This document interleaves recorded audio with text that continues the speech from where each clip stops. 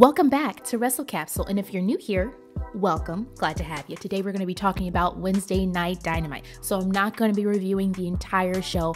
I'm just going to be talking to you guys about some things that we definitely need to discuss on this episode. So one being, Adam Page is back after being out because of injury. I think it was a concussion, and I know it was from that Dynamite match with Jon Moxley. It was a main event. It was in October. I think it was October 18th. If I'm wrong, I'm going to put it up here, but I remember that match, and it was so good up until the point where Hangman got injured. But oh my gosh, to see Hangman come back, I have to admit, I was fangirling just a little bit. I was marking out just a little bit because, come on, it's Hangman Adam Page. He's one of the pillars of AEW. He's still one of my favorites. So to see him come out and answer the call to Jon Moxley, who's calling out people, and to get all up in his face, and then they start brawling, and then you got AEW security and officials coming out, like, I was here for it. And I like the fact that they're picking up where they left off with their feud. They're continuing the storyline, and I think that's a genius, smart way to go on Tony Khan's part, because I didn't forget about this feud at all. I didn't forget about this storyline, so I think that's good. The cool thing about this is this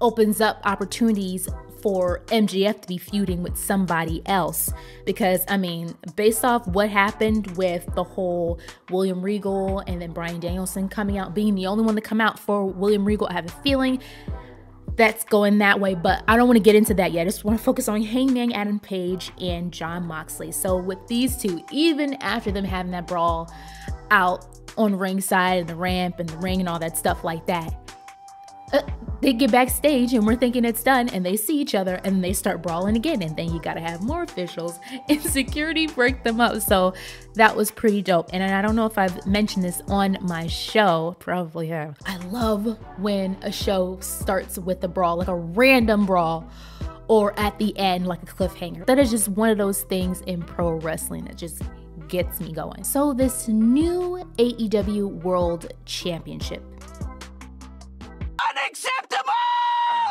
it's ugly. I'll say it. I'll say it. It's ugly. This Burberry leather, it's ugly. It's fugly. I hate it. And I know that is the point, because MJF is trying so hard to be heel. He's trying so hard to have less people clap for him and cheer for him, because this has been the thing. We've been kind of like, okay, is he heel? Is he face? And at first I was liking it, but after a while I started being like, okay, stop playing with my emotions, bruh. What is it? Heel, face? So he definitely made it very clear in that whole segment with him and William Regal that he is full on heel and he's just in it for himself. So shut the F up chance to MJF. He wasn't caring. That he named that championship the Triple B, what is it, Big Burberry belt? Like, come on, just stop. I hate it so much. It's so disgusting. I hate it. It looks like a Dookie belt. It really does, with some stripes. And I'm telling you, he really did change the perspective of the crowd, because we went from being amused by him to being annoyed by him, because he's going to be holding, he says, I didn't know he had that much clout. He says he's going to be holding this AEW World Championship hostage. Whatever, bruh, whatever you say. Let's see how long that actually lasts, because it's all storyline. I get that, but that was another way to piss off the fans. So good job, MJF. I know some people were talking about how the promo sucked and they didn't understand it. I understood it. It was long, and there were times where I was just like, okay, we get it, Max, we get it. But it needed to happen. He needed to have this promo, have this segment to declare and talk about what he's going to be doing, where he stands, how everything happened, because last week we were wanting William Regal and MJF to explain what the freak happened at the last pay-per-view, Full Gear, and we didn't get that because MJF was on a movie set and it was just William Regal, and then we had that whole thingy with Regal, Bryan Danielson, and Jon Moxley, which was a weird segment. So we needed this explanation. So for people who were saying like it was confusing, I'm just like, no, it wasn't. It was just too long for you guys' attention spans. I got it now. I mean, it wasn't the best, but I got it. It served its purpose. But honestly, the best part of this segment was when MJF attacked William Regal from behind, knowing that he has a history of neck injuries and how he was laid out cold. Like, turning on Regal was such a switcheroo. Yes, I said switcheroo. Switcheroo. I was not expecting him to turn on Regal, but it makes sense because MJF holds grudges. He's an immature little fart. He holds grudges, and he still was not letting that go. That whole story, that whole thing with William Regal rejecting him and wanting to be a pro wrestler and seeing an opportunity and trying to go after it, and William standing in his way saying he's not ready yet. And MJF just used William Regal and then just discarded him like trash. So this is good. And then Bryan Danielson coming out, the only guy to come out for William Regal, and how upset he looked and distraught he looked. Like this, I feel like this is setting it up for MJF and Bryan Danielson to have a storyline, to have a feud. And hey, if that's what Tony's doing, I'm here for it. I feel like those will be some good promos. Those will be some good matches. I'm looking forward to it. If that's the angle that Tony Khan is going, because I can see it, I'm interested. And I cannot wait to see and hear what Bryan Danielson is going to say about MJF basically holding that ugly AEW World Championship hostage.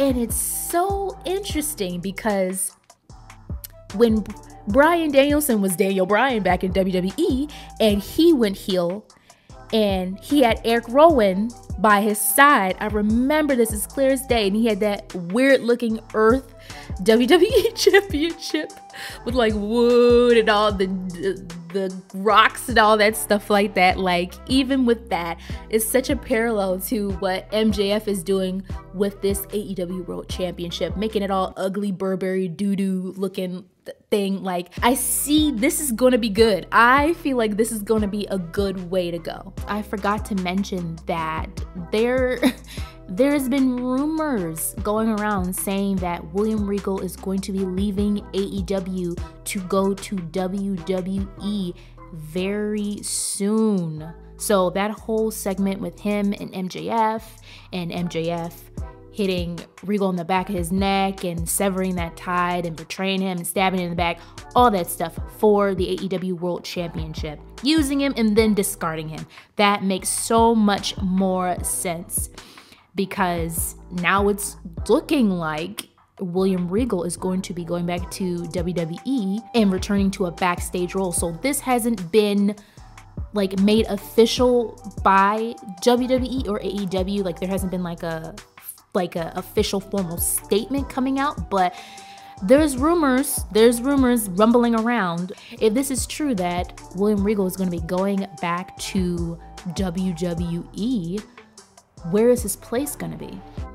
I wonder if he's going to go back to NXT and help Shawn Michaels with the developmental brand, or if he's going to be kind of on the main roster, Raw, SmackDown, helping Triple H and creative. So let me know what you think. Do you think that this is true? Do you have a feeling that William Regal is going back to WWE or not? So enough about talking about the men. I want to talk about the women a little bit on this episode too. So the match between Willow Nightingale, my girl, versus Anna JAS, not my girl. Overall, this match was solid, I think, but I feel like it would have benefited with a little bit more build. Like last week we had that, like, I think it was like a triple tag team match. All 6 of these gals were in a match together. So I get that, and then it kind of broke off.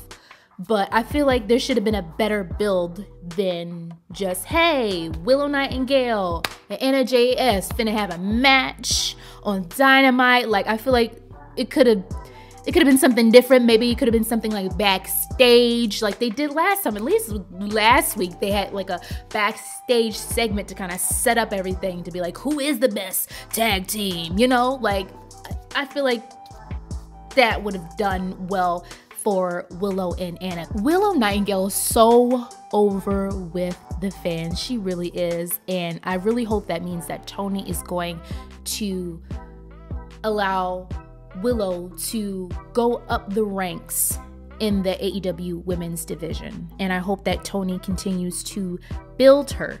I mean, we've seen this woman have championship opportunities and lose. So I would like to see her get built up and start winning more.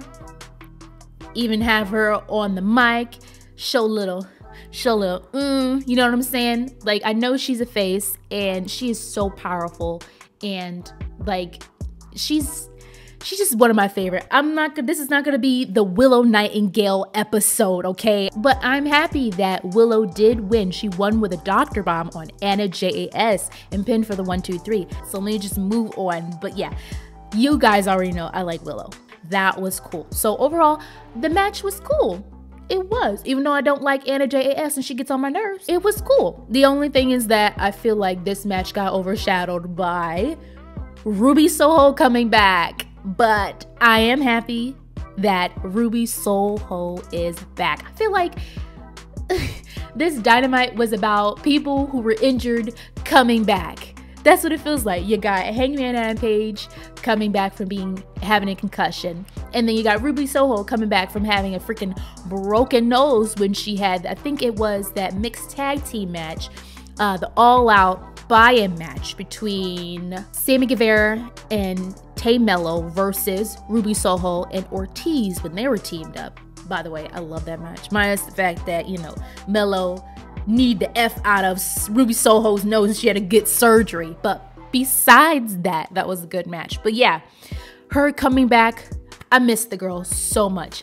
I freaked out when she came back. I was like, Ruby. And then seeing her continue to feud with Tay Mello, like again, picking up where they left off. Just as long as Tay Mello doesn't freak up Ruby Soho's nose again, I'll be fine. But now that I'm thinking about it, this could set up, if Tony does it right, and if Tony starts making matches make sense and don't just throw two women together, this would be dope if you have TJ versus Willow and Ruby Soho.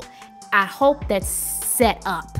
I hope Tony got that junk set up, because if he does, that would make sense, and that is how you continue the story.